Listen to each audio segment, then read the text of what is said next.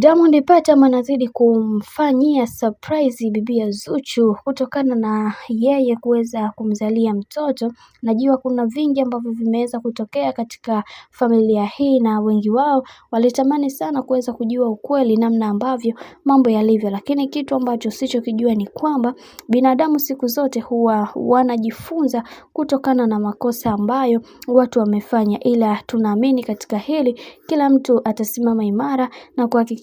kila kitu kinakuwa katika mstari ulioweza kunyooka, na tunaelewa ya kwamba kuna vingi vimeweza kutokea katika maisha ya bwana mkubwa Diamond Platnumz, lakini bado aliendelea kustay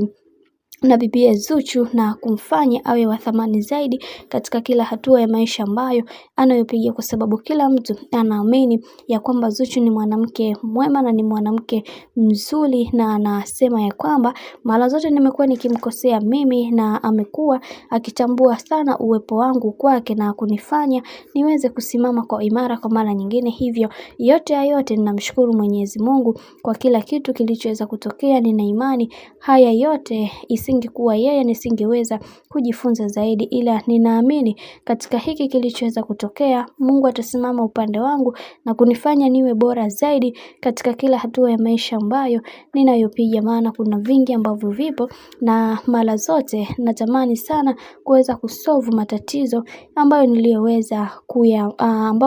kumfanyia bibi Zuhura. Bwana, mambo ni mengi sana juu ya sakata hili na Diamond Platnumz ameweza kukiri juu ya yale makosa ambayo amekuwa akimtendea bibi Zuchu kwa namna moja ama nyingine. Hivyo tunaamini katika hiki kinachoendelea Mungu atasimama upande wetu na kutufanya tuwe bora zaidi katika kila hatua ya maisha ambayo tunayopiga. Mwenyezi Mungu aendelee kusimama nasi, atuendelee kutupa moyo katika kila hatua ya maisha ambayo tunayopiga, maana kuna vingi ambavyo watu wamekuwa wakipitia katika maisha. Mimi naomba nikusihi kitu kimoja, kama ndo mara kwa kwanza basi usisahau kusubscribe, kulike, kushare pamoja na kucomment.